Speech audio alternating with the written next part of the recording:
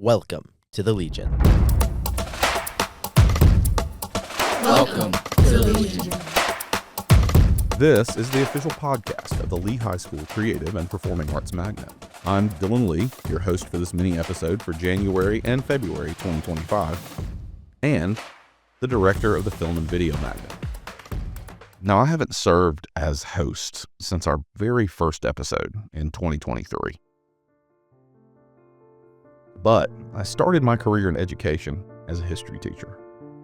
And I believe that history can teach us powerful lessons on how to shape the world to a more just and equitable place. And the struggles and tragedy of our past is exactly what today's episode is about. On January 27th, 2025, we mark the 80th anniversary of the liberation of Auschwitz, which is perhaps the most infamous of the Nazi concentration camps of World War II. The liberation of Auschwitz helped reveal the war crimes of Nazi Germany and the Axis powers to the whole world. And there's another milestone, another work that also did this. The diary of a young Jewish girl living under the oppression of Nazi tyranny. The diary of Anne Frank is famous the world over as a first-hand account of several Jewish families hiding desperately to avoid their fate at the hands of Hitler and his death camps. We've recreated a version of that attic hiding place of Anne and her fellow refugees in the Lee High School Black Box. And on that stage, we'll present the Diary of Anne Frank, a play in 2 acts. It opens Thursday, February 6th, and runs until Saturday, February 8th. So we wanted to dedicate this mini-episode to the topic of the Holocaust and the Diary of Anne Frank. For context, a podcast team member, technical theater magnet student, and a fan of history, Killian Hopper, will be presenting a brief explanation and overview of the Holocaust and its impact on the history of the 20th century and the impact it's had on the people that suffered through it. And after that, I'll return with a roundtable discussion with some of our actors who are bringing these characters and their journey to life on the Lee High School Black Box stage.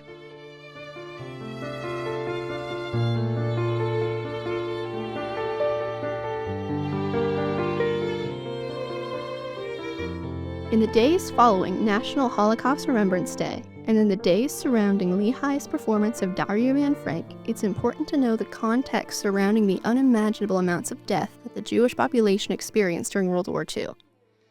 Especially in this political climate, where fascism is returning in many countries, we must be reminded of the cruelty and discrimination that the Nazis practiced to exploit not only the Jewish population, but anyone they did not see as Aryan, or the Nazi concept of a master race, which were ideally blonde, blue-eyed, and of Nordic Germanic descent. Nazis sought to eliminate Jewish people, gay people, black people, people with disabilities, and anyone who went against Nazi rules and ideology. But how did this start, and how did the Holocaust really affect these people, both then and now?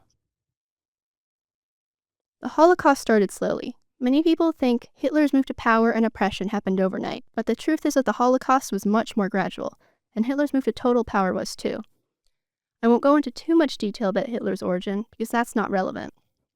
But what you should know is that in January of 1933, Hitler was constitutionally appointed as Chancellor, and Germany would shortly fall into a dictatorship after he completed a full government takeover in 1933. It's important to note the context of the hatred and discrimination that Jewish people faced prior to World War II. The persecution of Jewish people goes as far back as ancient Rome, and Christianity was declared as the state religion. By medieval times, Jewish people were victims to extreme misconceptions and had limited jobs that were looked down upon socially. Throughout history, the scales for Jewish civilians were always tipped, and it's safe to say that for most of history they weren't illegal, in a sense, but incredibly ostracized. It's also important to know that during 1933, Germany was also facing their own Great Depression, and one factor that Hitler exploited during his first election was fear-mongering and putting blame on the Jewish Germans for the effects of the Great Depression. It's easy to put blame on others instead of facing an issue head-on, and Hitler used this to his advantage. The first aggressions towards Jewish people were less legal and more social, with Jewish businesses being boycotted and Jewish writings burned. The first legal aggressions happened only months after Hitler was appointed Chancellor, when new laws prevented Jews from holding civil service, university, and state positions, and another law which stripped East European Jewish immigrants of German citizenship. The first concentration camp, Dachau, which was intended for Hitler's political opponents like communists and social democrats, was opened 2 months after Hitler's appointment. The Gestapo was formed in 1933, which was a form of secret police known for their cruelty and ruthlessness. The rights of Jewish people were gradually stripped away, making them live in segregated communities called ghettos, making all Jewish people wear a Star of David as a marker, making Jewish students leave German institutions, taking away all civil rights, and eventually moving to capturing and sending Jewish people of all ages to concentration camps. The Holocaust spread beyond Germany, as more countries were occupied, and more Jewish people of these countries, like Poland, Romania, and France, were captured and sent to concentration camps. Romanian-born author Elie Wiesel was a survivor of the Auschwitz and Buchenwald concentration camps. In his memoir, Night, he describes being captured as a 15-year-old in 1944. Until the weeks leading up to their deportation, the Jewish people in his community didn't believe that Hitler truly wanted to exterminate them. They didn't believe he would do something so drastic and cruel. Wiesel describes being sent to Auschwitz via a cattle car, overcrowded and exposed to the elements. As they rode into camp, Wiesel describes smelling burned flesh coming from the chimneys at the warehouse. After they arrived, they were split into 2 groups, women and men. Wiesel never saw his sister or mother again. The women were sent to the gas chamber and killed. 2 more groups were formed, workers and those condemned to death. By chance, Wiesel convinced the guards that he was 18 and made it into the workers' line. The work was hard, and the living quarters had sometimes more than 3 people to a bed that should have only had 1. The beds were lined floor to ceiling with no space to sit up. The food was flavorless and the captives were underfed. We now know that the Nazis intended to starve out the people there, slowly and painfully. As the front line of the war moved closer, the captives were forced to march through the snow to another camp, and soon after, Wiesel's father died of fever and wasted away, with no medical help. Wiesel lost his entire family and stopped believing in a just God. He thought that God was either evil enough to let that bloodshed happen, or that there was no God altogether. Wiesel nearly dies of his own sickness, but is rescued by U.S. troops when they liberated the camp in 1945. I would greatly recommend reading Night, as I did not share all the details of the cruelty that he faced, and I would strongly recommend reading his entire discography. Each book is worth reading. We can look at authors like Elie Wiesel for a true and unbiased record of the inhumanity and genocide that nearly 6 million Jewish people lost their lives to. Even in the present day, it's important to teach, learn, and remember the lives lost and the people traumatized. It's vital that we as good humans prevent this from happening again. We must make sure the victims are remembered and that intolerance is not tolerated.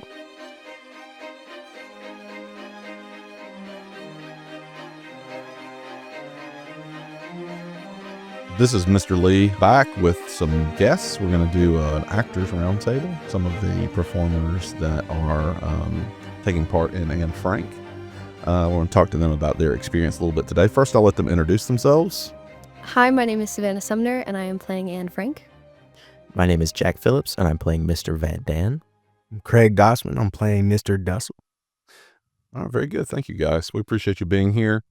But before we start asking sort of individual questions about the behind-the-scenes process, let's talk about where we all started with this really difficult subject matter, which is the Holocaust, which is the end of World War II, which is the persecution of the Jews throughout Europe. So, Jack, how much did you know going in?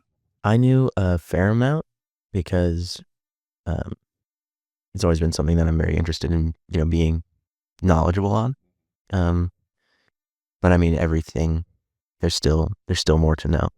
Every time I always find something new that I didn't realize, something more that, hurts. Yeah, it does. It hurts. You're right. Absolutely. There are so many individual experiences out there. So many different things happening in so many places. A lot of people think of World War II as a European war, but it was really global. So you had the same sort of same sort of issues happening everywhere, especially the topic that we're really talking about in terms of Anne Frank, which is the Holocaust. So Craig, how much did you know about this period of history?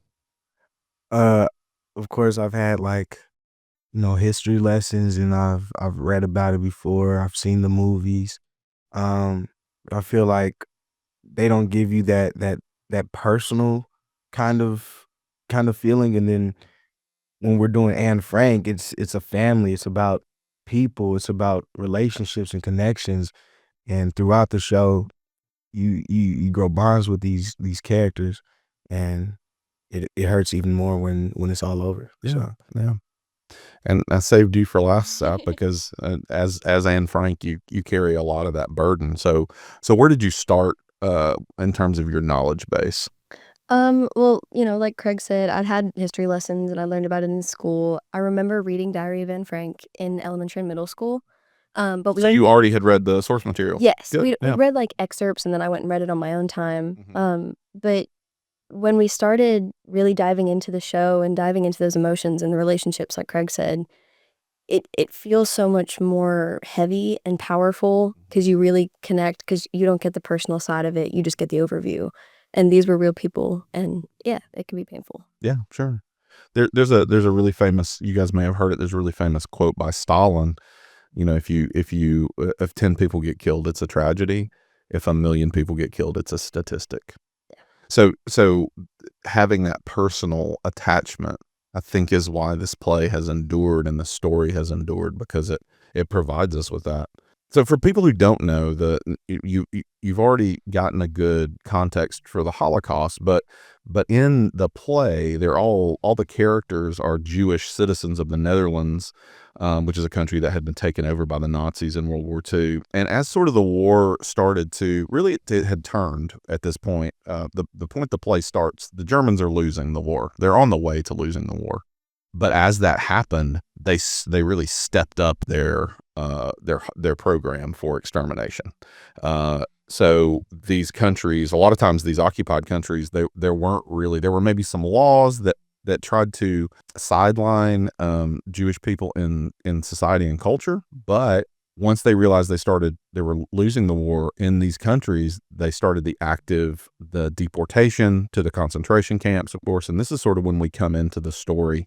And as you guys have all mentioned, these characters are based on real people.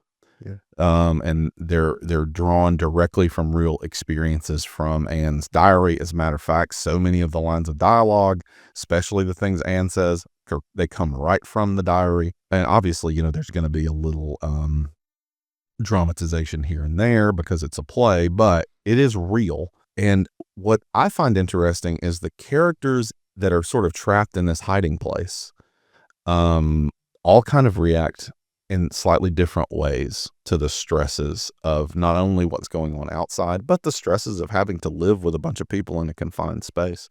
So I'm going to go around the table and ask you guys, how did you interpret your character's response? And then how did you bring that to the stage?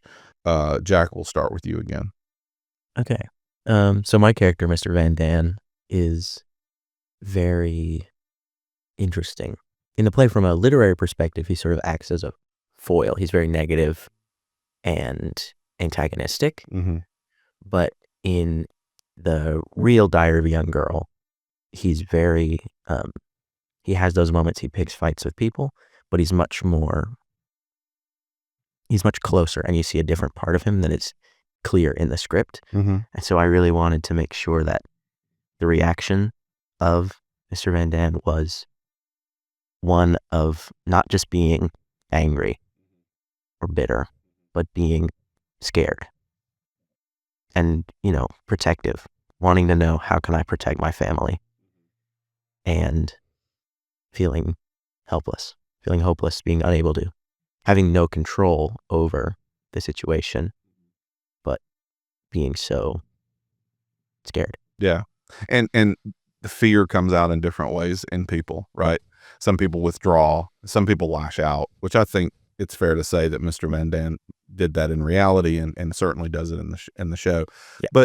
But that's an interesting approach, because you it is always a mistake. As someone who has done acting in my past, it is always a mistake to just read what's on the page and deliver that character as it is, right, without any nuance. Like, why is he this way? Ask yourself that and figure that out. So it's really interesting that fear, that lack of control, is influencing him. Interesting to bring that out on stage. What about you, Craig? My character, Mr. Dussel, he's the last to enter the annex, and he's seen it. Mhm. He's seen it firsthand. While as a lot of other characters in the annex, they haven't seen it firsthand. They haven't seen what's going on outside because they're trapped in there. And he comes from the outside, and he's the first one to really break the news to everyone. And I just feel like throughout the show, he's negative, yes. Mr. Dussel also has lost everything at this point. His wife, his son. So he's really alone. And it's that loneliness. It's just I feel like he has the need to do something. He's always very OCD when it comes to just organization and keeping things clean, and really just trying to stick to a schedule, and I guess kind of distract himself from what's going on outside by keeping the schedule as if everything is normal. Tries to push that on to other people. So, and that's where the conflict comes in with that character. But you talk about control and loss of control. He's a dentist. He's a professional. Really cares about what he does. And then to lose all of that control for someone who wants to have it, that's a real struggle. And although obviously the isolation from the outside world affects every character, he's the only one that's really alone, because everyone else there are two other families there. They have their family. Your character doesn't. So that's an interesting dynamic. But I like that, you want to maintain a routine, but yet you also like sort of your character forces that on other people. We're in such like a odd place. It's really hard to keep a routine because you never know. Like, yeah, right. Yeah, absolutely. Okay, what about you, Sal? Yeah, so Anne's really a deep character to dive into, but of course she's also the narrator, so all of her thoughts are there from the beginning. She's the only character that really breaks the fourth wall until the end, and has moments directly with the audience. And so at the beginning of the show, she's very honestly optimistic and hopeful, and she keeps a very positive attitude towards a lot of things. Because yes, she's frustrated she's there, but ultimately she's still a kid. And so for her, this is just a little bit of a change of the location. And she's still with her family, and there's these new people to explore and get to know. But I don't think it's until Dussel's entrance that she really grasps what's going on outside and how it personally affects her and what could happen. And that's where we start to see that change of maturity into Act 2, where she does she grows up a little bit, and she understands the consequences and the circumstances that are happening, while also remaining herself, though, I think, throughout the whole show. So yeah. And you guys already touched on this, but when Dussel comes into the annex, the space that they're hiding, he knows what's going on beyond the radio propaganda, right? Obviously, you're hearing a lot of propaganda. I know that you were getting some information from the BBC, but the BBC didn't know everything, right? Because this was occupied territory. It was, you didn't have like reporters. So your character, Craig, brings in all this like really terrible news, like the reality of the situation you're in. It really impacts when your character makes your entrance. But I think that the point you bring up, Sav, this show is also about a young girl growing up. Like, regardless of all of the other pressures and outside stuff, she's still having the same sort of emotional trajectory and path that every girl, really everybody has, varying degrees. Talk a little bit about that specific part of Anne. yeah, it's honestly been my favorite part to really dive into when it comes to the show and the acting that goes into that, because a lot of her moments in the show with specific people, especially in the beginning, are really agitating, and she's almost picking their buttons and making comments that maybe aren't necessary or picking fights with people. And she gets in trouble a lot with her mom. And so, and she fights a lot with her mom like most 13-year-old girls do. You know, I don't know a 13-year-old girl that didn't fight with their mom at that age. Absolutely. And she has a really special connection with her dad. Another thing that's typical of that age group. Exactly. Yeah. And so we really get to see that, you know, emotional immaturity at the beginning, and she's picking fights and she's doing this. And then into Act 2, you know, her body's changing more. She's starting to have romantic feelings for Peter in the annex, while also discovering, you know, okay, maybe it's more socially acceptable to say this instead of that. And we see that kind of grow throughout the show. And so finding those moments to really flip that throughout the script has been really, really interesting. And that's such a humanizing way. It's such a human thing to connect with her on that. Because it could have just been about the trauma of the situation, but there's also this real texture in there about a girl going through that really critical stage in life, which I think is, again, I think it's another reason why this story and this play is so has stuck with us for so long. A couple of things I wanted to hit on that I think are interesting, character specific things for each of you, or experiential things for each of you as an actor. But I want to start with you, Craig, because you are part of the Film and Video Magnet, the magnet that I'm the director of. I've seen your work. You do well in front of a camera, and also you do well directing actors and composing shots that bring across emotion and bring across elements of storytelling wordlessly without even having to say anything. And that's a testament to you as both a cinematographer and a director. But correct me if I'm wrong, this is one of your first significant experiences acting live on stage, correct? Yeah, 100%. Yes. So tell me about the differences there, some of the things that you've learned. So, you know, growing up, I've always, you know, I've loved theater. I've loved just this whole world of just acting and writing and directing. And of course, I've been in like little stuff, maybe some church plays, but this is like my real first ever like production. It's like we have costume designers, like, and set builders, and everybody's amazing, and everybody's so welcoming and understanding, and they're very helpful, and I'm very thankful for that. But just being a part of this and like it's awesome, and I love acting. I love my coworkers.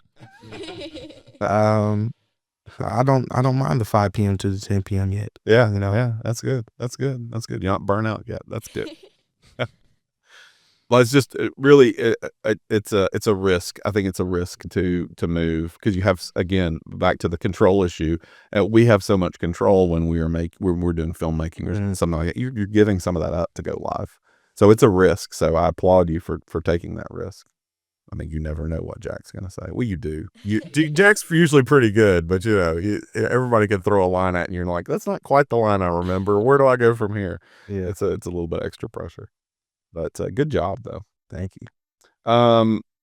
And then Sav, I wanted to talk to you about that fourth wall break. How do you approach the fourth wall break? And for those of you who don't know, it's when a character will directly address the audience. So that invisible fourth wall that separates the audience from the fiction that they are watching is broken. It happens all the time in movies, especially in comedy movies. But Deadpool's a big fourth wall breaker, right? He even does it in the comic books. But you have to use it really strategically, and it's a super important part of Anne Frank. And I will tell you, I've seen interpretations of Anne Frank in which the narration was delivered via VO or off stage.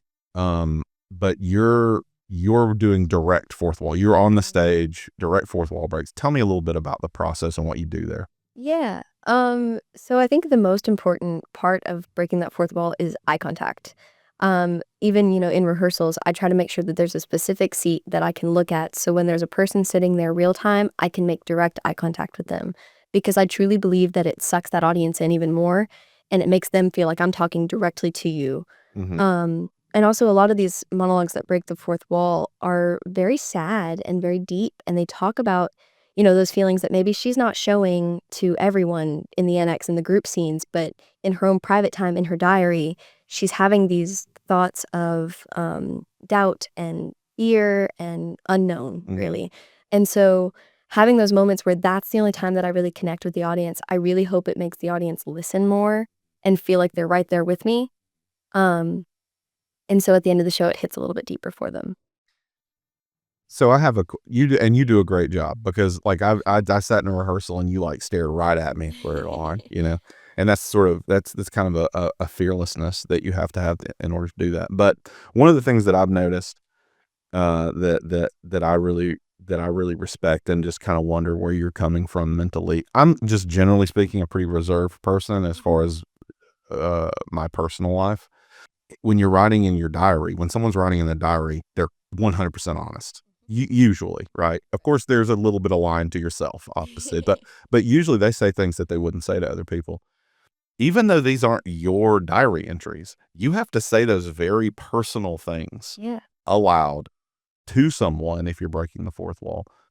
Is that tough for you, or did you have to get into that comfort zone, or are you just like all out there all the time? There's definitely a little bit of comfortability that I had to get used to. Luckily, though, I will say we have an incredible cast, and I feel so comfortable with all of them. We really are a family, like Craig said. But there are some times where it is hard to get in that headspace, and it's hard to connect enough where I feel comfortable not only saying this, but directing it to somebody. Yeah.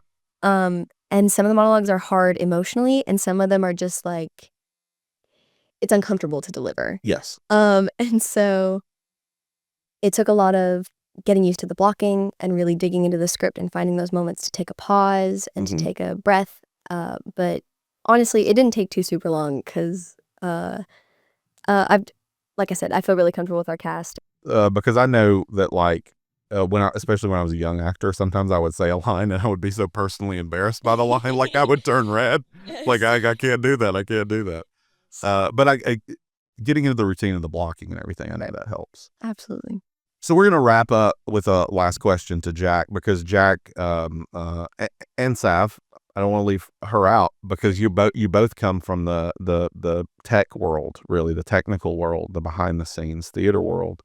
But Jack, you've done a lot of design work. And can you talk about the design and how the design of this show and how that alters the experience for the audience? Because we got a lot of sold out performances, so because it's a very intimate space, because it is a black box show. But talk about the design of the space that you're performing in, how that affects you as an actor, and also what it does for the audience's experience. Yeah. So the biggest or the most interesting thing about this design is we've set up the stage to be an alleyway. Instead of having, one clear line between the audience and the action, there's two.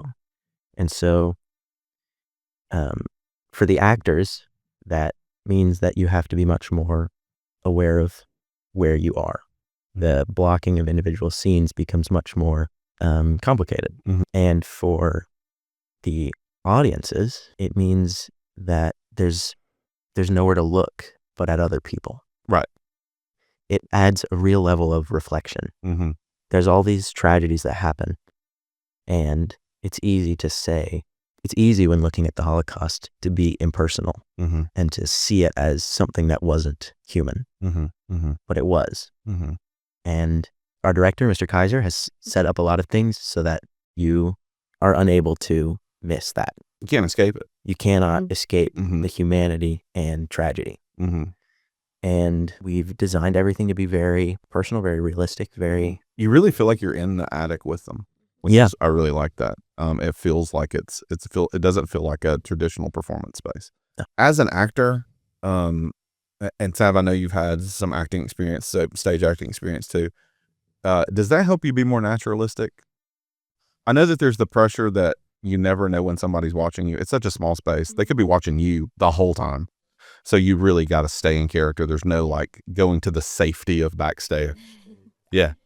And you're so close when you're on a large stage. You can't really make out the faces of the people in the audience. Yeah. There is a mass of people that you're just looking out towards. Yeah, just shadow people. But in this situation, there is only people's faces. Yeah. That's That's a challenge. But in terms of Yeah. blocking, are you more naturalistic, or are you thinking more about it because of the intimacy? I think a little bit of both, Mhm. because once we get the blocking from Mr. Kaiser, you add your own personal touches to it and you make it more natural. Yeah. But with this style of theater, it's almost, and the way that our set design is, it's almost easy to just fall into a thing where you know that you're always looking at somebody and someone's looking at you from the other direction. Mhm. So yes, you find the moments to try to turn, but it's not always a turn out, because then that person's going to see the wrong thing. Yeah. There's not that like, okay, cheat out, face the audience at all Exactly. times. Yeah. So Yeah. it, Cheat all the way. yeah, exactly. Yeah. Yeah. Okay. Yeah. It's just all that's very interesting, and it is these are subtle differences that I think people who are non-actors may not realize when you go into a space like this. So guys, I really appreciate you taking some time out of your day, coming in and talking to me, answering these questions on the spot. You were not given these questions in advance. So I appreciate you guys answering them and sharing your experiences. Thanks a lot. Thank you. Thank you. Break legs, break hearts. Thank you for joining us for this special mini episode. If you'd like to see our show, seats are almost sold out, but check leetheaterboosters.com for ticket information. That's LHS Theater, THEATRE, booster.com. If you'd like to know more about World War II or the Holocaust, I would encourage you to visit the United States Holocaust Memorial Museum at www.ushmm.org.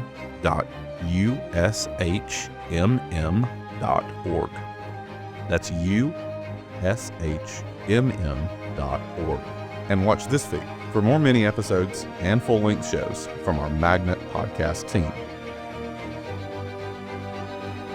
Welcome to the Legion is produced by Legion Media, a part of the Performing Arts Conservatory at Lee High School.